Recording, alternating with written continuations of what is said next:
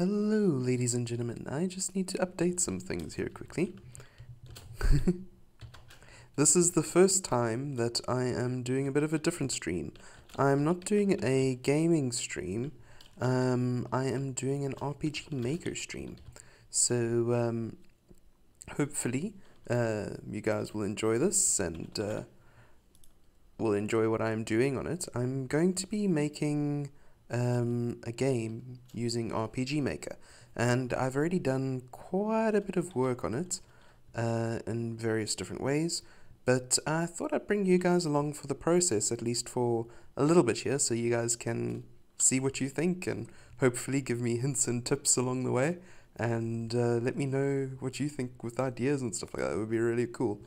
So yeah, for those of you that don't know, RPG Maker is just basically a tool that lets you make RPG games really easily. Now, this can do one of two things. It can allow you to make really good RPG games, like good old school style RPG games, if you're willing to put in the work, or you can make a really bad one really fast. And unfortunately, a lot of people make really bad ones really quickly, and this sort of like sullies the reputation of the program. So basically, what you're given to work with are these little tiles, and you can use these pre-rendered tiles, or you can make tiles of your own, which is really, really cool. So let's just change this to a tile set that I'm more familiar with, which is the exterior tile set over there. And you can see we've got the paint bucket tool up top here, the flood fill, which allows you to fill the whole map with grass, just like that. Also, this map over here is segmented into little squares, which you can see there, and each of those squares can be filled with one of the icons from here. Now, this is fully customizable. You can create your own custom tile sets 100%, so that's really cool, but it does come with some pre-built-in tile sets that you can use. For instance, this is some customizing that I've done. I've added different types of flowers, different types of trees, some more different types of trees down here. This is just basic stuff that's come with, but I'm still working on my custom tile sets over there, trying to get it more so that I have more variety to work with, more things to use and stuff like that. So I'll take you now to, this is the start of my game. This is map 01, and as you can see, I've used various different tile sets in order to get this look for the start of my game. Now you'll notice these little blocks like this. These transparent blocks, and even these ones with little characters in them, those are known as events. Now they basically what handles the scripting side. And before I go any further, I'd just like to say that this is not the most recent version of this program. This is VX Ace. The most recent one, I believe, is MV. Don't quote me, but I think that's what it is. It's just, this is the one that I have. This is the one that I bought a while back, and I didn't have enough money to upgrade to the more recent one. So this is the one I've started with, so I'm just sticking with it for now. And yeah, and also I'm using OBS to stream, and I've never used OBS before. So I am really hoping that everything is going fine and you guys are able to see everything well, because otherwise it's going to be quite tricky. It's going to be a weird stream for you guys if you guys can't see anything or hear anything. So at the moment there's no sound because it's just in the menu edit over here. So let's go in here. As you can see, each area of the game is separated into what is known as maps, and each map controls a different input or different thing you can do in that particular area. So for instance, this is just a hey. So this just transfers you if you're in the wrong area or whatnot. That was just a little tester map that I've got. But basically, this is your player starting position over here. This is where your player starts. I've got an event for him to interact with over there. And over here, this shows you the programming side of this. So it uses Ruby code, and it uses a whole bunch of event pages and event triggers that allow you to interact with various things in order to get what you want done. So by now you're probably like, okay, but can you show me what it can do? So let's do that. Let's take you into the game. Now, this isn't a full res display, the game. It's only a 640 by 480, I believe. So I'm gonna need to the screen will do some flickering and stuff like that as I adjust things to make it work for the stream, like a live change into the game. So please excuse me while it does that. So let's try it out here.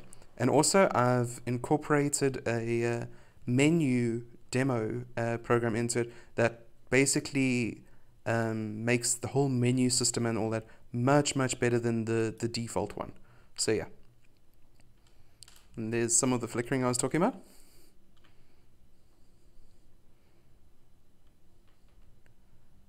Okay, and then I should be able to just switch it back and we should be all good to go, hopefully. Alrighty, so yeah, you can see we're starting the game, and let's start a new game.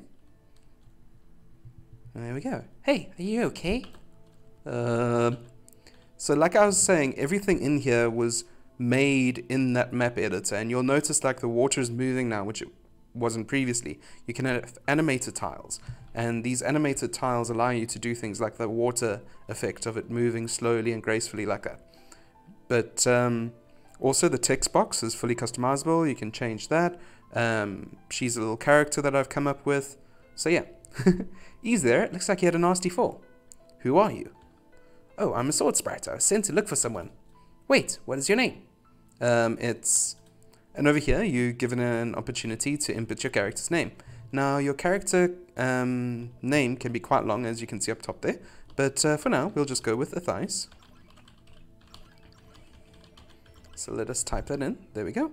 And you've also got that page of stuff to work with if your name contains any of these characters. So that's pretty cool. Okay. You're who I was looking for. I'm to be your sword. I don't remember anything. Great. I finally get a master of my own, and he has no memory. Oh well. And also that's another thing I've done. If you notice there, she changed expression. I've made a whole bunch of face tiles for them. So there's different expressions that they can go through as they go along, like his worried expression there. So, and her angry expression. So I just like that because it adds a bit of difference. And as you can see, she just transformed into a sword. So the whole gimmick behind this is the game's name is Gemspriter. And you get these sprites which are able to transform into weapons, but also have the ability to be wielded by a spriter, such as this guy over here, although he has no memory of being such. Alrighty, and she's quite excited that a monster has just appeared out of the forest there. Alrighty. So now he's wielding her as his sword, and over here we have two enemies, and yes, they are very basic and cartoonish, but I have just started with this game, and I quite like that cartoonish look to them. Also, that background is also done by me, so I have started customizing it to what I want it to be. So these are called Piggles, and we can do Piggle A and Piggle B. As you can see, we have hit point boxes above their heads, which is not actually in the basic engine. It's something I've added, and also his face over here is something that I've added post-script in the scripting. And we can do some damage with the sword attack against these Piggles. So at the moment, the animations are very basic, nothing moving and whatnot, but we are getting there. Okay. And just doing a very simple sword slash, slowly whittling down their health. And this is a battle that you are not meant to lose. So it's a really easy battle just to get you warmed up and teach you how to fight, basically. And get you up to level 2. And she says we aren't half bad, which is pretty cool. And this is my tutorial feature for the game, so you can turn the tutorial on and off, and depending on if you want it on or off, you can say what you want there. So for now we can say, yeah, we want it on, so that so that she can provide us tips as we go along. And as you can see, then you're set free to explore, and we can walk around here, and if we can walk normally, or if we hold down shift, it enables us to walk a bit faster. And then in order to interact with our environment, we can hold down Z, which will allow us to pick up a glittering token. Wonder what that can be used for. So here's the menu system over here.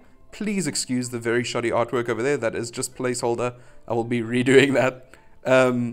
But yeah, and then we can come into here and get the specials. I'm not talking about the menu artwork, by the way. That's beautiful. That's why I chose it. But the artwork for the character is what I'm talking about. So if we go into items and we go into key items over here, we've got a shiny token. A strange glittering token. that's what we just picked up over there. And if we come into this chest over here, we get a basic tunic, which we can then come into the equipment screen over here, and can equip that and to gain some defense for our character. So as you can see, for those of you familiar with RPGs, that allows us to basically equip our characters. And as you can see, the screen has just changed to like this orangey glow. It's because I've implemented a time system. So you go through times of day. That was early morning, now this is day. And I may change how fast the time changes as we go along, but yeah. So as you can see, we get power gems, and if we have a slot here to equip them into. Under weapon, if we equip a basic sword gem, our power can go up by 10. So that's pretty cool. Definitely want to equip that so we can get some more power for our attacks for the enemies coming up. And this is the pathway out. And we want to head down here, because down here we find another glittering token and a leather cap. So that's pretty cool. We can come into our equipment and under headgear do that. Or you can always optimize your equipment if you're finding that you want to get more optimal equipment. And here's our first random battle with the Sproudit. So this little guy is quite stronger than the Piggles because he's got higher HP and a bit stronger attack. So he can knock you flat on your feet if you're not careful. Especially if there are a lot of them and you haven't been equipping your gear. So that can happen. Over here we have a fireplace which will allow us to go to sleep and recover our hit points. But yeah, I just want to hang around here for a bit. Let us quickly escape. Because if we press F9 we can bring up our debug screen. And as you can see here, I have a day or night setting. And I can adjust this. And if I shift it over close to nighttime here, you'll see that the screen will slowly fade to orange for the sunset for a short period of time, and then it will fade into nighttime. And once it fades into nighttime, you'll notice that the music will change. The music will now be much lower and slower, giving more of a relaxed nighttime feeling, almost more haunting for this type of music. And if we run into a battle encounter now, like this, you'll see it's nighttime. And also the battle background has changed a bit to show that forth, that it is indeed nighttime. So that's pretty cool. There we go, we've taken out one of the guys. And then we can always go to sleep at the fireplace. And that will allow us to rest. And it should turn it to morning, hopefully. And it does. So it's now morning, we are awake, and we can head on out. We still got the nighttime thing, because it's morning. We haven't quite woken up yet. It hasn't quite become day. It takes about 10 seconds or so for it to turn to day, like there. And then now the battle screen should be the daytime battle screen. So as you can see, that's pretty cool. And eventually I'll make it so that it affects other things in the world, so that things will differ. So here we are into our first town of the game. And we can explore around here and find out different information about different things, do side quests and whatnot. And yeah, that's basically the very, very basic foundations of the game. And obviously you'll run into other characters along the way, develop the storyline, find out why this guy's lost his memory, what's going on with him, and all sorts of things like that. Also, I have a hub world system going, so this is basically my game's version of fast travel. And I still need to make this character, so he's invisible right now. See these here wells? Well, since you're a spriter, they're more than just wells. You can take this to a very special place. Here, you'll need this. We get the well pass. Well, go on, jump in. So over here, we can head on into Welltown. And every time we activate a well in a city, it will activate that as a waypoint. And we can then travel through those waypoints to Welltown. And then from these various wells, once we've activated them, they will take us to different places in the game. So at the moment, we can only travel to Meskia, because that's the only place we've been to so far, but it's useful. Once you've been to quite a few different cities, you don't have to travel the intervening distances between them, you can just use the wells to get there. So that's pretty cool. Alright, so let's get out of here for now. And let's get back into the actual making of the game. Alrighty.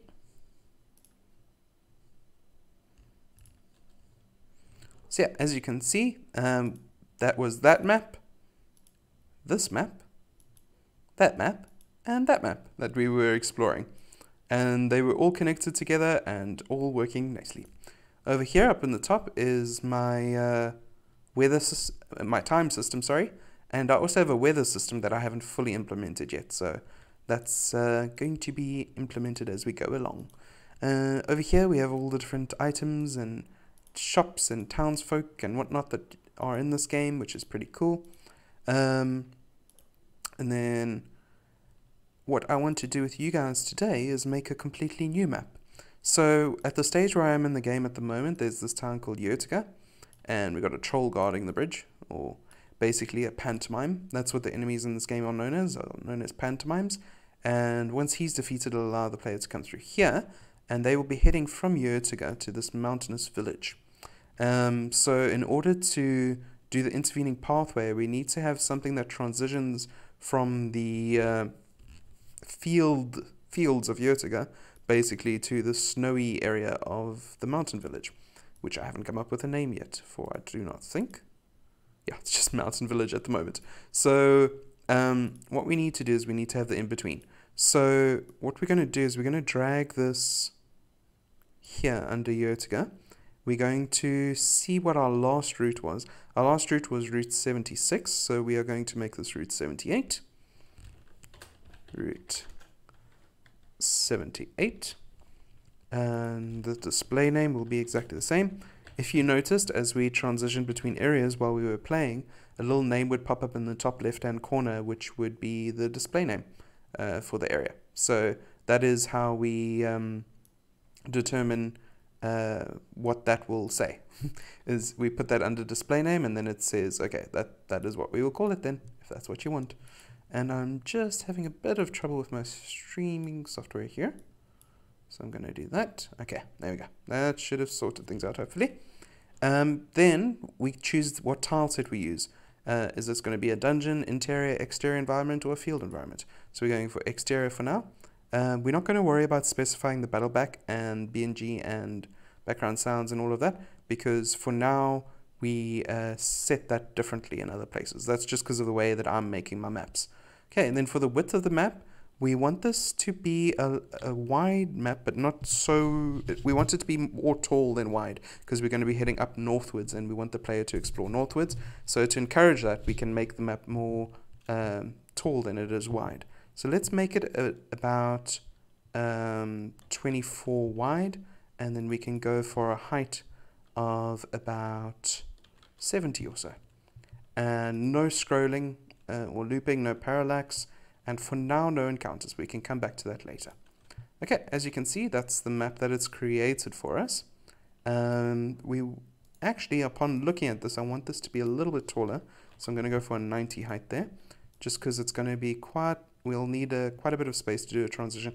And I think what I might even end up doing is doing sort of a loop around map. So we'll do one long vertical map like this, and then a horizontal map that we'll attach to this side of the map that will allow us to transition it further. That will be the transitioning map. This map we'll still keep mostly into the summer color scheme. Okay, so what we want to do first here, what I always do is cover the whole thing in grass, just so that I can see, so I can start working on it basically. Then we want our pathway that will wind through here. For this I like to use the pencil tool because it's more organic.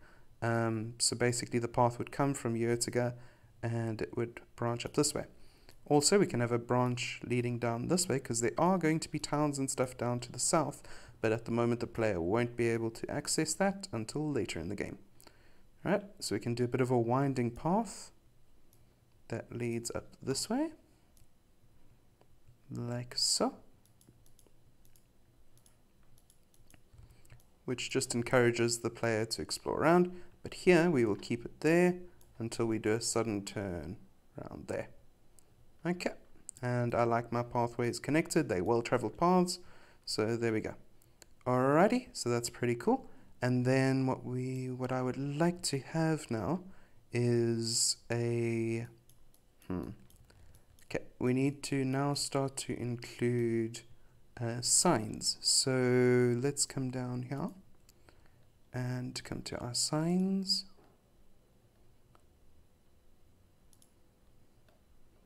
Come on.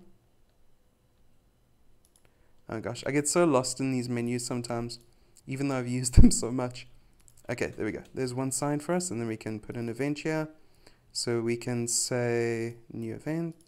Let's actually go and see how we did, because we want these things to be to make sense with the rest of the world. Like, the words escape me at the moment, but we want them to be matching, basically, is what I'm wanting to say. So over here we have a sign, so we want something like that.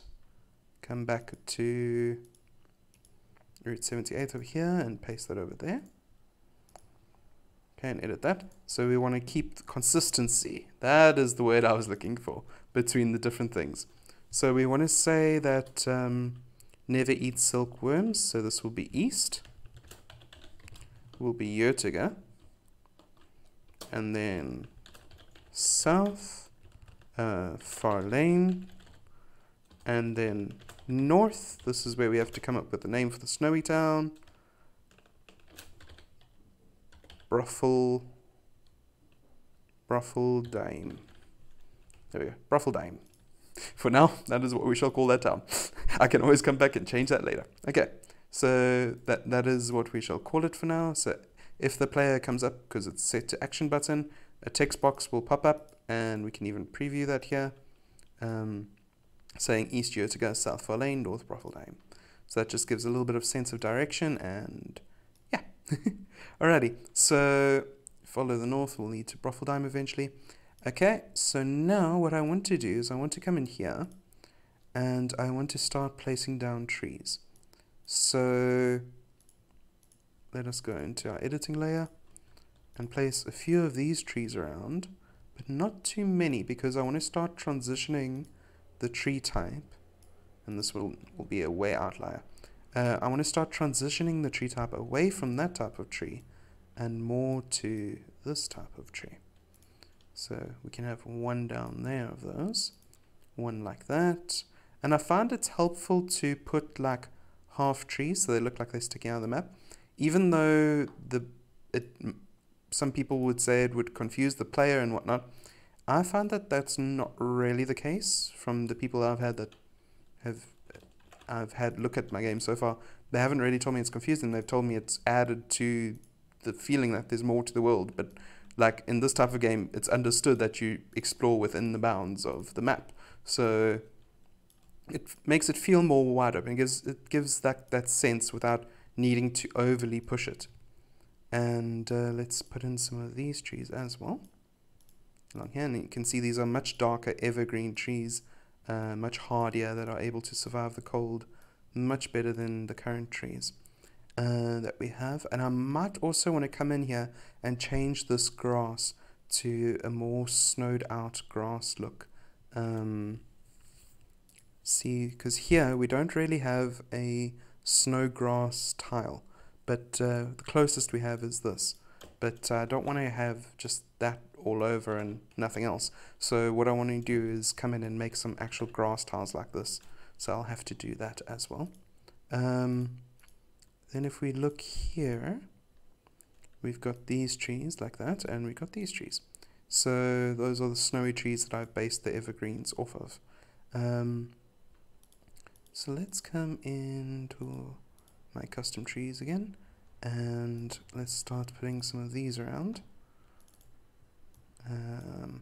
There, one of you here, and maybe some branchless ones closer to you to go over there.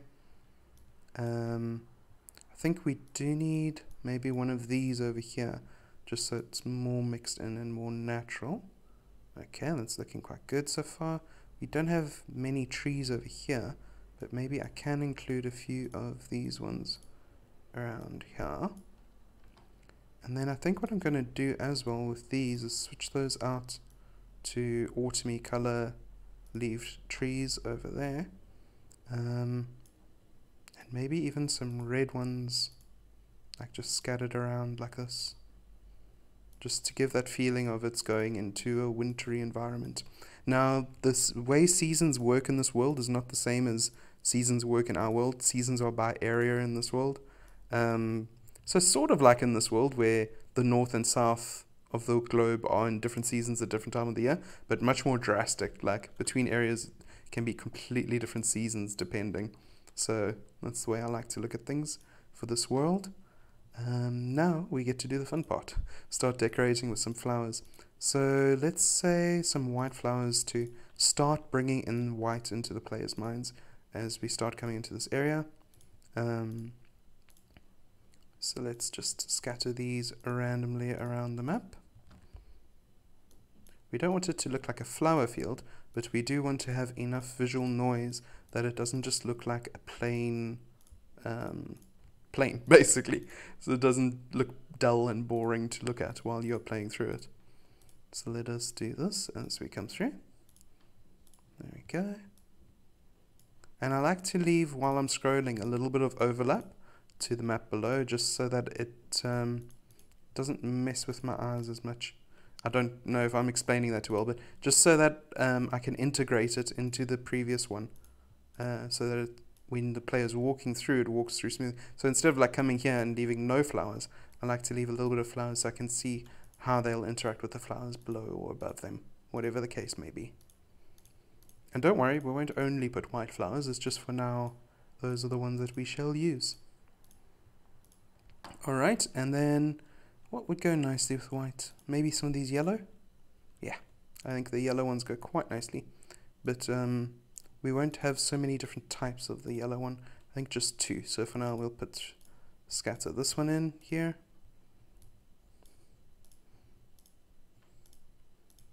Alrighty, and then we want to take maybe that one. Yeah?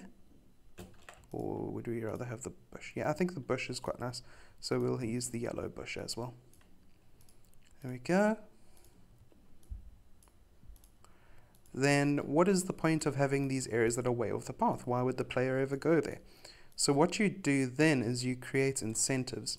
So on every single map in the game, I have included, well, every outdoors map in the game, I have included these sparkles, and as you saw in the first map.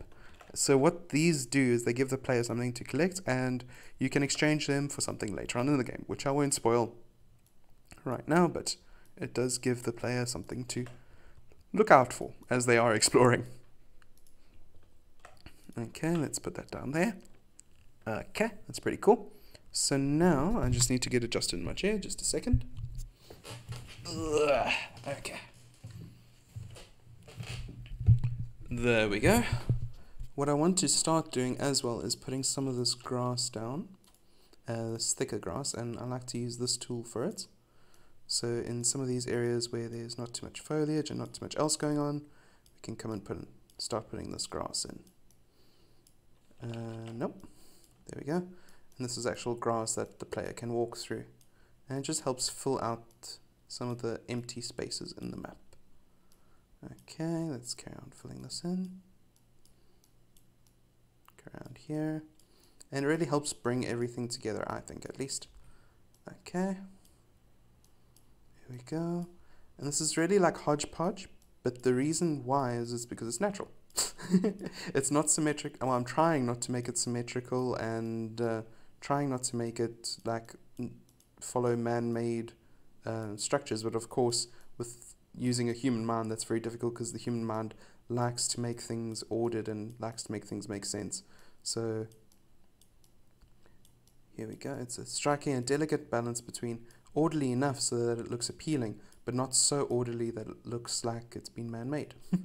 Which of course it has, because it's a game. Everything's been man-made in a game, but you need to strike that balance. Okay, there we go, and maybe some coming off here. There we go. I can fill in this direction over there. And we can come on up there. And fill in all of this. It's looking really cool so far. Okay. Then what we want to do here now is incentivize them even more to go off the paths.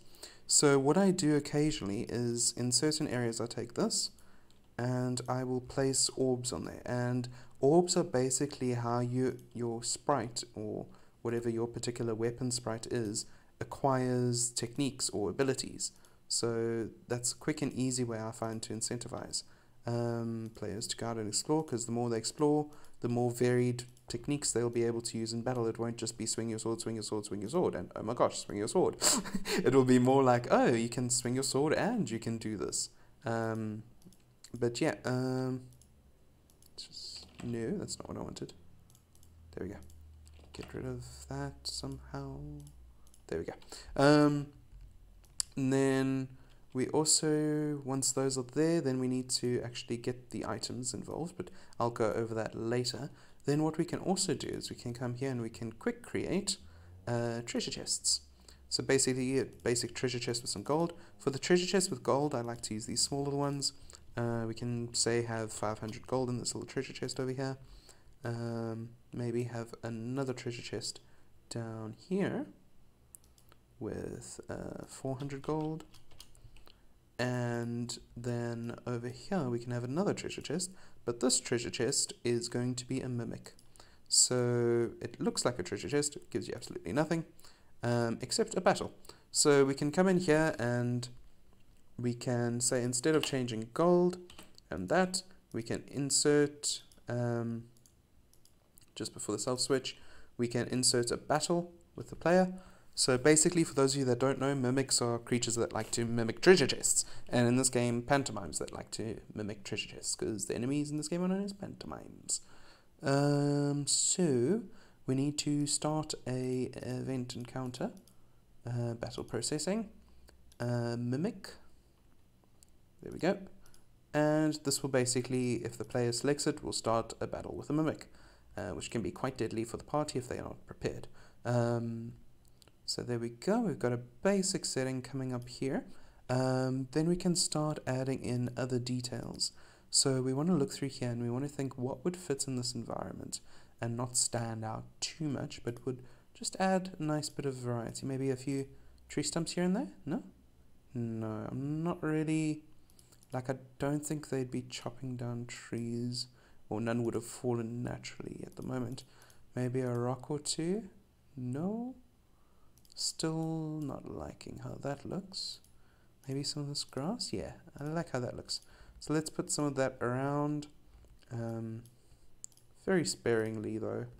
Just here and there, just to add to the overall effect of greenery being scattered. Here we go. And what else can we put? Some fallen leaves around the trees, maybe? Nah, that's too much. Too much. Maybe just a drift of leaves every now and then. No, okay. Mushrooms. Yes, okay. So we can put some of these mushrooms around here somewhere. Actually, I don't like it where I originally placed it, but I liked how it looked in the setting. There we go. Maybe some down here, by this tree there. Throws the red into smaller spots because we only had main big concentrations of red, so having these little red mushrooms helps even out the appearance of the red and adds more noise, which is what we need, more visual noise. Then what we need to do is also place fireplaces. Now basically these are healing spots, so I think before we transition into the next map, we can have a fireplace over there. So let's go to our first map over here, and Forest Town, and let us copy and paste this fireplace over. And that will allow our players to heal before going into the next map. There we go. Paste that over there. Also, what I want to do is I want to bring over all of my daytime settings things. So basically these are all the events that allow daytime to be counted and to transition and all that. So we just need to copy this all over into the map over here, like so. Alright, and in here is where I actually control the music for the area. So if we come in here, this is the setting for nighttime. So the daytime setting should be the last one, right? Yep. what I do here is during the day I set one type of music and during the night I set another. So the same music, just lower pitched. So let us use some of the inbuilt music that comes with the game, and sorry that is incredibly loud, but so let's just turn that down for now. So let's see what sounds alrightish. That sounds quite heroic and cheery. I'm going to have to put it back on 100% just for the game so that it's set to 100. But yeah, field 3, and then because this is really where the adventure starts kicking off, and you've been given your quest, you've got a full party for the first time, you've done all that stuff, and you're really starting to go out. So we need that, like, this is where the adventure starts sort of idea to the music. So I like that pre-included music. But there's a lot of free music out there that you can find, and if you're planning to sell your game eventually, try and find license-free music as well, so that you don't have to worry about paying for music. But if you want to pay for music, that's awesome. If you've got the money to do that, go and support those artists. They work hard on making those musical tracks. I would highly recommend you do that. Okay, so we can come here and then turn the pitch down a little bit, and let's just turn the volume forward now down a bit.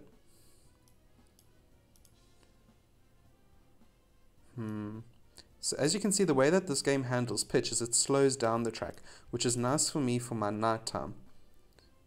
So I think that this one, okay, and then what I also want to do is, do we have chirps here? Clock, darkness, drips, fire, quake, river, storm, sea, wind, drat. We do not have chirps. Sound effects, but that only plays once, I think. So yeah, what I'm going to have to do is I'm going to have to get a background sound, because what I want to happen in this map is for cicadas to start chirping. So I'm going to have to find a background track of cicadas, just so that it's like, I don't know, I just feel that it would suit this particular area. Alrighty, and what we can do if we want to test this now is we can set as the starting position for the player. So the player will start over here. Let's actually start them down by the bottom of the map so we can actually walk through it naturally as how they would first be experiencing this. And then what we want to do is start playing the game. So we want to save our changes, yeah? And then sorry for the flashing screen again, guys, as we transition over. I just need to do that. Okay. And then that. And that should work, hopefully. Let's see. I'm just waiting for the stream to catch up so I can make sure that it's come through all right.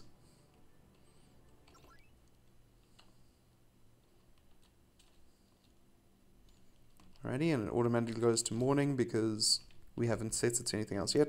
I'm thinking about making morning not so harsh, because it goes really orange in the mornings, which is not exactly what I want, but for now it serves its purpose to tell me that it is a working time system. So right here, that glittering token is very visible right at the beginning, but I guess it serves useful so that the player starts to get that there is stuff on this map for them to go find. This sign over here, I think we can afford to move over to this little thing. What I usually do now is I have a little notebook on my table and I pencil in little notes to myself on little changes I want to make, because unfortunately you can't edit and play at the same time. So I make little notes to myself on what changes I want to make to the game. So over here you can see that that's working nicely. As you can see, I want to follow the path, but that would have over here I can see the treasure chest, so that's pretty cool. Find the gold, but it also blends in a bit because of the red tree right next to it, so that's fine. I'm happy with that. Then this leads us over here, which makes that visible. We can go and get that. Okay. Here's the campfire. And as you can see, even though this map looked really big in the editor, we've already made it to the top of it. So all of that effort for a little bit of short walk like that, and this was completely hidden, so that's only if the players explore would they collect that and find that. So that's pretty cool. And And as you can see, these tiles allow you to walk behind them, so we can do pretty cool things like that.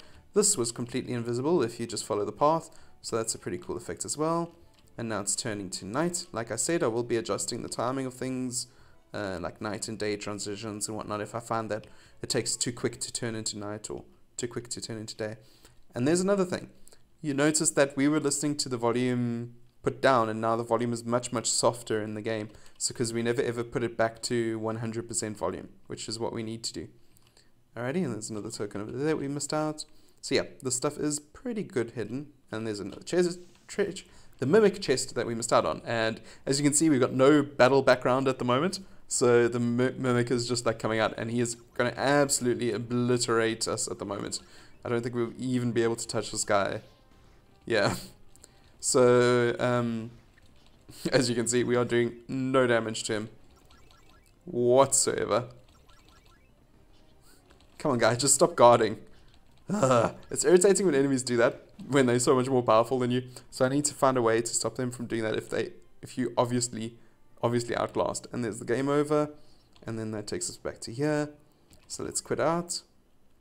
We've made note of some things that we'd like to change. So let's come back here. Alrighty. And what we wanted to do is we wanted to move that sign over. So let us do that by creating a whole new sign. And getting rid of that one. Then some of the other things that we were thinking about doing is we need battle backs. So I need to design a battle back for this area, like an autumnal one, like I designed from the beginning one. Let's show you transitions. So basically, you notice that at the moment, even if when we got to the edges of the path, it didn't transition us from one map to another. And that can be very problematic because obviously you can't get anywhere in the game if that's the case. So what we need to do now is enable the player to move from one area to another. In order to do that, we create an event. So we're just going to move the starting event out of the way here, because over here we need a transfer. Now that transfer allows us to transfer between this map and Yurtiga over here. So we want to transfer to there and click apply. And the quick event has made it so it's player touch, so we don't have to worry about presetting that. For the longest time I didn't know about quick events, and I had to make all of those by hand, so it was much more tedious. So now we've basically included this in Yurtiga that allows us to travel through out into Route 78. Then from Route 78 we want to transfer into Route 79. So we can make that a sub-map of Route 78. So let us create a new map. We're going to call this Route 79. Make that over here, Route 79. There we go. And we also want this one to be an exterior. And we won't worry about the size for now. But basically that's where we're going to transfer from there. Also, try and avoid things like this at the edge, because then the player doesn't really know where to go to transition. And there's two tiles like that. So try and make it so it's just a one tile thing, like so they can see it goes straight in there. Or if you don't like that straight, what you can do is something like that. So it's still very obvious where they need to go in order to transition to the next map. Down here, we don't want the player to go here at the moment, at this point in the story, because we haven't developed anything. There's no reason for them to go down there.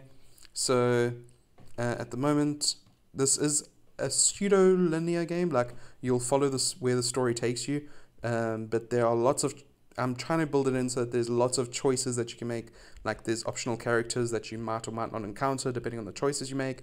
There's certain things you can or can't do depending on choices you make. So that's how I'm trying to structure the game, but at the same time I want to tell a story, so I'm trying to funnel the players along that storyline. So in areas like this where I don't want the players to go, what I'll do is create a new event that will be on player touch, and we'll just insert our little sword sprite over here.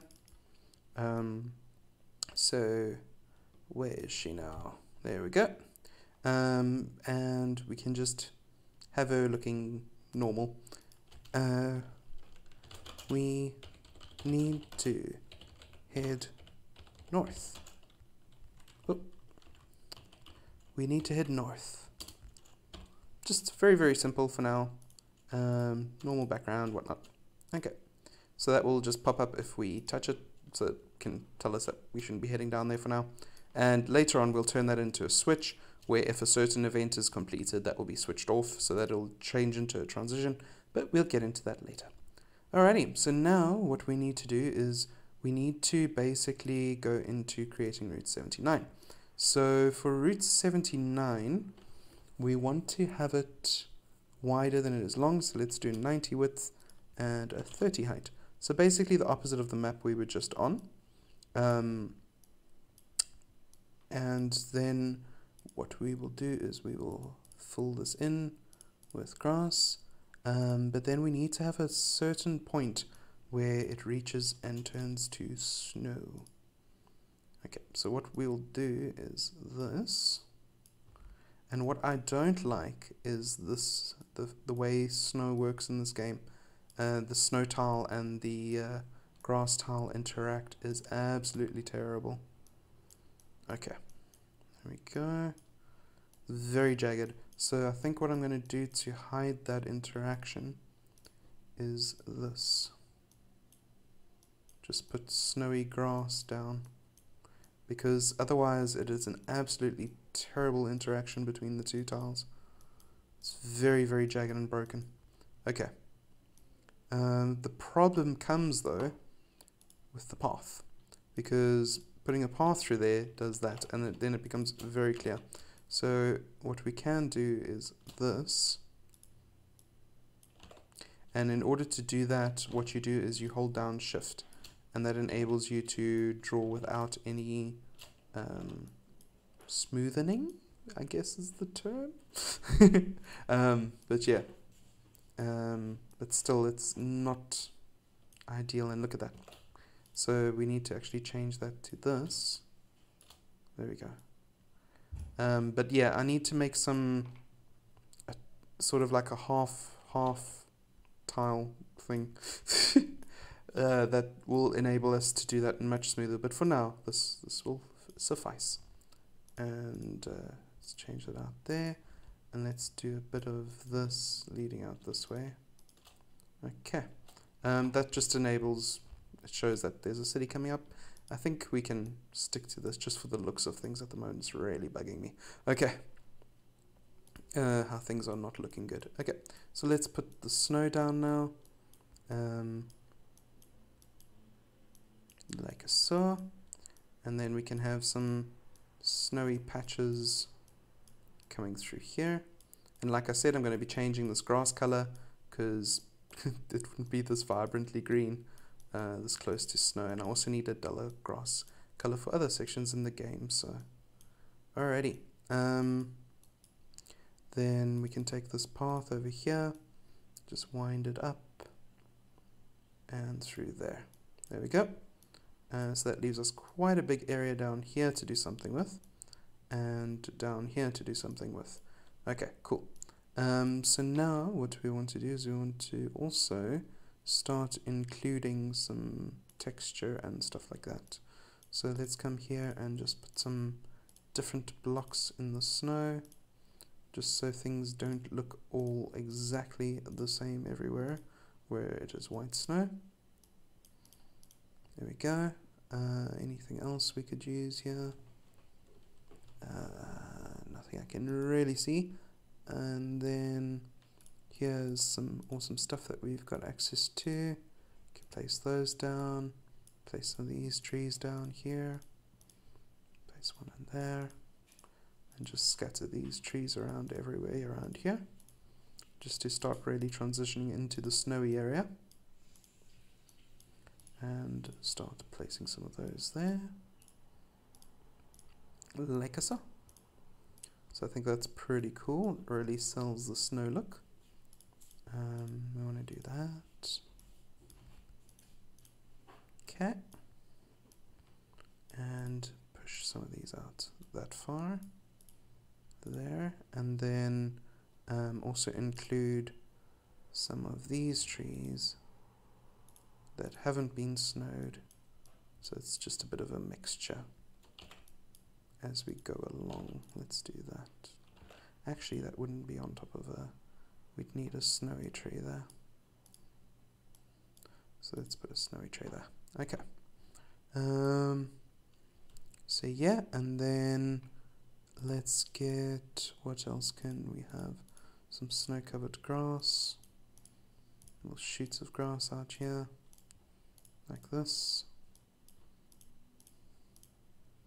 Cool. I don't think we'll have flowers here because basically the flowers would die in the snow, sadly. So yeah, we can have, let's see, we're at 78. We can include a red tree down there, like that. Maybe a bit of a red tree here. We won't include too many, just a few there, here and there, just to show off, and then it goes into full snow. Might include a tree like this one. I might have to make one like this one with no leaves on whatsoever for further on, so I think that's another thing that I need to keep in mind as we go along. And then let's have some fallen over logs in the snow over here. Okay, so I quite like that. Alrighty, and it's much sparser over here. Maybe what we can do is include some of this grass that's still hanging around that hasn't been snowed. So it's like very patchy snow so far. And then obviously as we head over there it goes into full-blown snow. I don't like that up there. Let's get rid of that. Let's put some down here instead. Yeah, okay. And then obviously as it comes over here it goes into full-blown snow. And for the weather in this area we'll make sure that it is complementary, so it will, instead of cycling between rain and clear, it will cycle between snow and clear. Let's get some of these trees. We haven't got any of those in yet. But first I want to put that one there. Okay. Now I can just put a few of these around the place. There we go. Okay, so I think that's looking quite cool. Quite a nice transition there. So what we want to do is do a transfer here. So create a transfer, and we want that to go between route 78 and route 79. Okay, route 78, route 79, transfer to over there. Okay, now on route 79 we don't have any treasure chests or anything, so we need to actually start doing stuff. So we need to include events now. So let's come into route 78. We need to copy across all our events over here. If anybody knows how to make custom quick events, please tell me, because that would be a huge help, especially since I have to do this for every map, outdoor map at least. Copy these across like this, so it would be much easier if I just had them handy. On a quick event sort of thing. Okay, let's get our shining tokens, put some around here. Let's only have 3 on this map. Okay, and then maybe just one little treasure chest over here. And we'll make this an item one. So I like to use that one for items. And we'll give them, what shall we give them? A phoenix feather. Let's be generous. Okay. And then obviously this will all change depending on which encounters we put in this area. So for now that's just temporarily placed there. We can always change it as we go along to balance the game more appropriately. Then what we need to do is we need to have a fireplace that we can put down. So let us do that and come over here, copy and paste. So that will be just before there, and then the city will be up there. Okay, so that's all working quite nicely. And should we have a little treasure chest down here? I think so. Quick event creation for a treasure chest. Let us make this an equipment treasure chest. So let us give them some armor, a piece of chainmail. Okay, so that's pretty cool. Let's test if that is working, shall we? So once again, sorry for the flashing. I just want to make sure that everything is working 100%. There we go. Alrighty, so let's start a new game. And here we are. And once again, it goes automatically to morning straight away. You can pick up that clearing token. That sign is now in the right place. And we can start heading upwards. And like I said, holding down shift allows you to move faster. So shifting into second gear.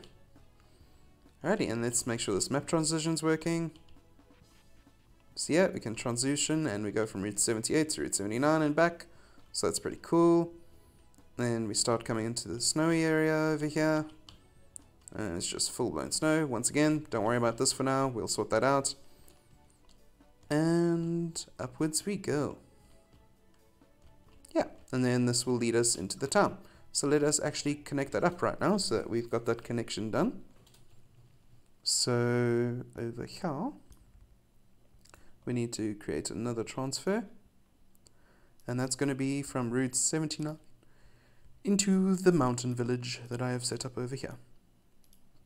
Okay, and then from the mountain village, we need to have it transition downwards. So we're going to need to make several transfers over here because it goes from a 4 square to a 1 square.